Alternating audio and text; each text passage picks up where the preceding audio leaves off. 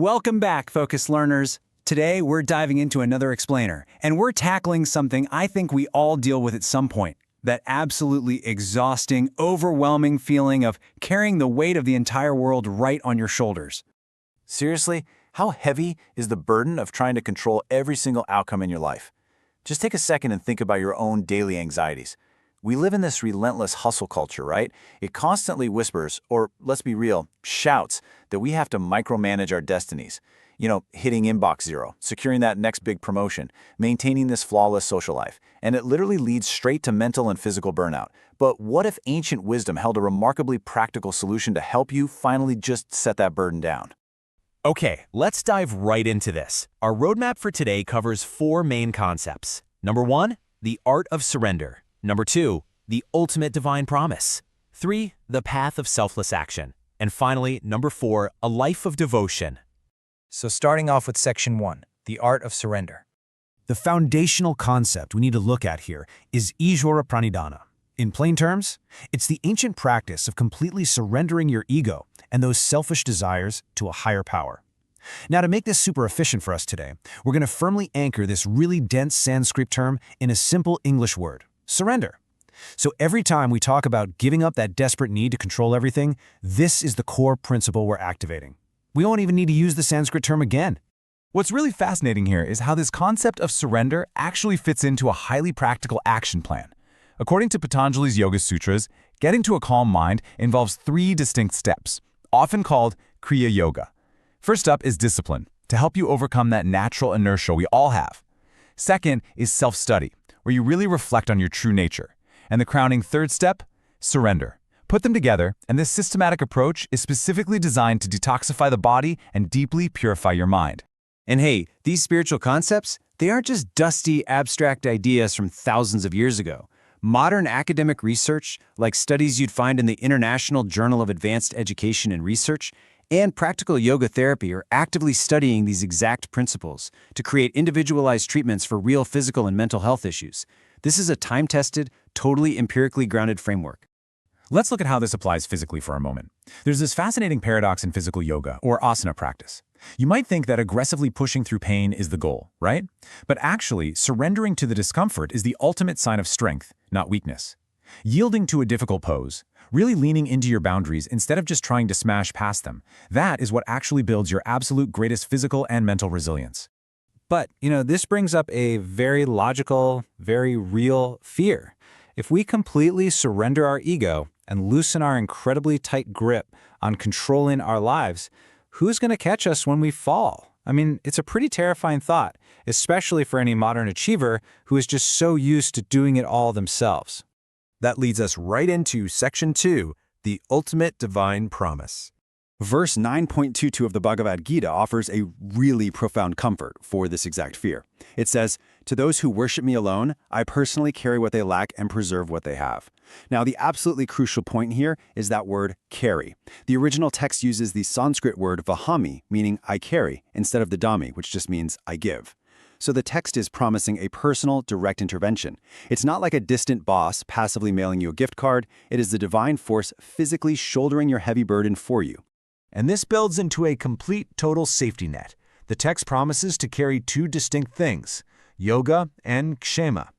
Yoga, in this very specific context, means acquiring what you currently lack. We're talking resources, knowledge, or necessary life circumstances. Kshema, on the other hand, means preserving what you already possess, protecting your health, your relationships, the progress you've made. Together, this divine promise comprehensively covers the entire spectrum of your human welfare. Now, of course, a promise like this does come with some conditions, namely, exclusive devotion, continuous remembrance, and perpetual connection. And okay, I know exactly what you're thinking. That sounds like a completely impossible tall order for anyone living a normal, super busy life. But the source material and its commentaries actually assure us that it's the sincere intent and steady progress that truly matter here. Even just the genuine effort to connect is enough to draw this divine care. There's actually a beautiful little micro-story in the tradition that really cements this idea. It's known as the scratched verse. Basically, a poor Brahmin was reading this exact promise and, well, he completely doubted it. He thought to himself, come on, God doesn't personally carry things for a lowly guy like me? So he took his pen and literally scratched the word carry right out of his manuscript. But later that day, a young boy delivered a massive load of food to the Brahmin's house, and the boy had physical scratch marks on his back. The divine literally bore the scars of his doubt. It's such a striking illustration of the absolute necessity of trust. Which naturally sparks a very practical follow-up question. If all our needs are perfectly provided for, and our burdens are literally being carried for us, do we just stop acting in the world? Like, do we just quit our jobs and sit around all day? Well, that brings us to Section 3, the path of selfless action. This whole dynamic is governed by the principle of karma yoga. Let's demystify this term real quick. It is simply the discipline of performing your daily duty with equanimity, completely free from selfish motives or any attachment to the results.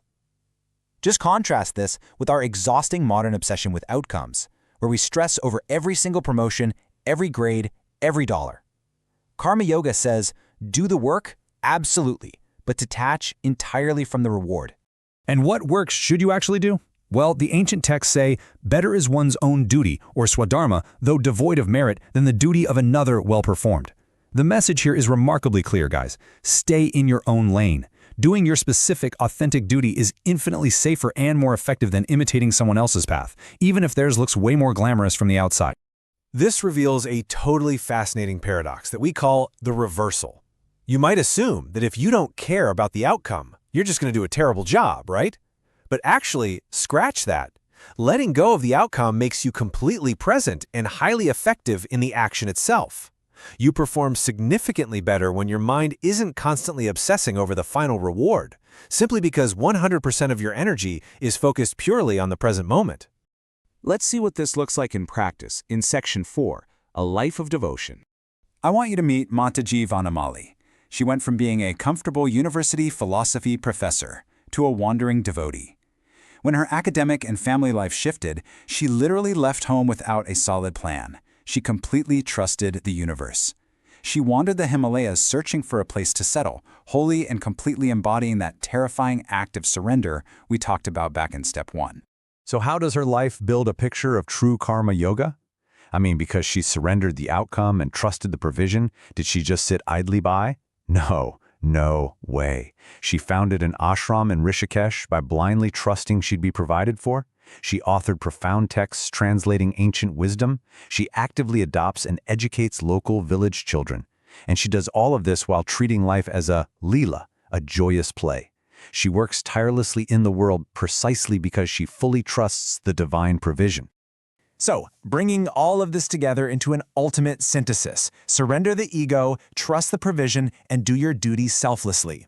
These aren't just isolated ancient myths, They weave together into a highly practical, unified framework. By simply letting go of the anxiety of the outcome and just focusing on doing our duty, we can neutralize modern stress and drastically empower our daily lives. Which leaves us with one final provocative question for you to ponder today. What heavy burden will you set down today by trusting the action over the outcome? Challenge yourself to apply this directly to your work or life this week. Thanks so much for joining me on this explainer, and I'll see you next time.